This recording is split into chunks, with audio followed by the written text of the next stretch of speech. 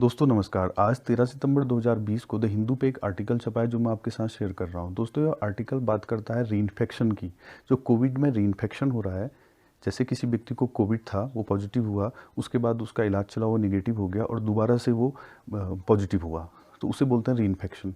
तो जो यह रीइन्फेक्शन है, ये क्यों हो रहा है, कैसे हो रहा है, इसकी बात यह आर्टिकल करता है।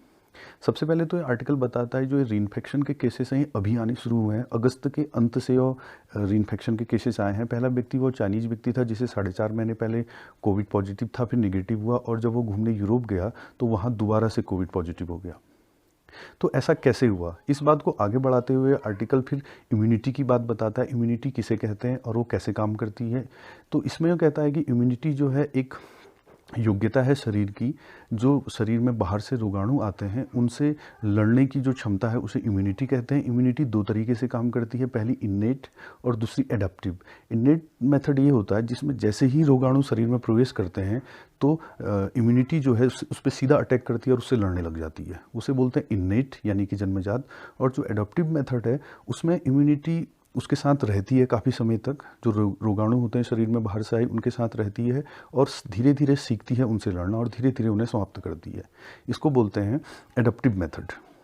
तो जो एडप्टिव मेथड है इसमें दो प्रकार के वाइट ब्लड सेल्स काम करते हैं। एक का नाम है टी और दूसरे का नाम है बी। जो टी वाइट ब्लड सेल्स होते हैं ये जो भी इन्फेक्टेड सेल्स होते हैं बॉडी में, रोगाणुओं ने जो भी सेल्स इन्फेक्टेड किए हैं उनको समाप्त करते हैं। और जो बी वाइट ब्लड सेल्स हैं ये क्या करते हैं, ये एक प्रकार का प्रोटीन शरीर से निकालते हैं जिसको हम एंटीबॉडी कहते हैं। ये प्रोटीन जो भी रोगाणु आए हैं उनको बांधता है और जो शरीर के और सेल्स हैं उनमें प्रवेश करने से रोकता है। तो इससे क्या होता है कि जो रोगाणु हैं वो अपनी संख्या नहीं बढ़ा पाते हैं और धीरे धीरे अपने ही सेल्स के अंदर, अपने ही ट्रैक के अंदर बंद हो जाते हैं और कुछ भी काम नहीं करते हैं, जिससे इन्फेक्शन नहीं हो पाता है।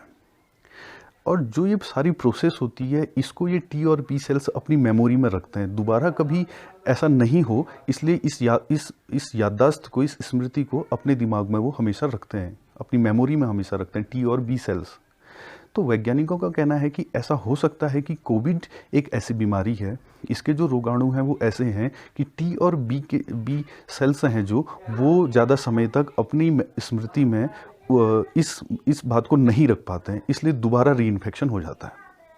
ऐसा हो सकता है, ऐसे कयास लगाए जा रहे हैं, ऐसा वैज्ञानिक कहते हैं। तो लेकिन अगर वैक्सीन बनेगी तो वैक्सीन में इन बातों का ध्यान रखा जाएगा कि उनकी स्मृति जो है वो बनी रहे। तो इस तरह से वैक्सीन बनेगी।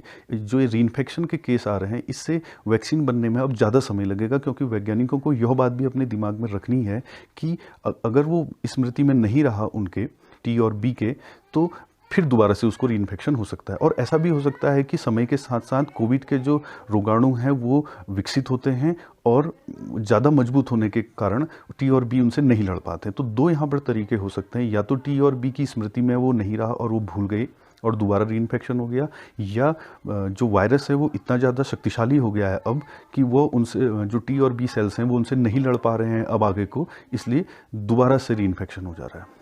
तो दोस्तों यह बहुत अच्छा आर्टिकल है, आप इसे ज़रूर पढ़िएगा।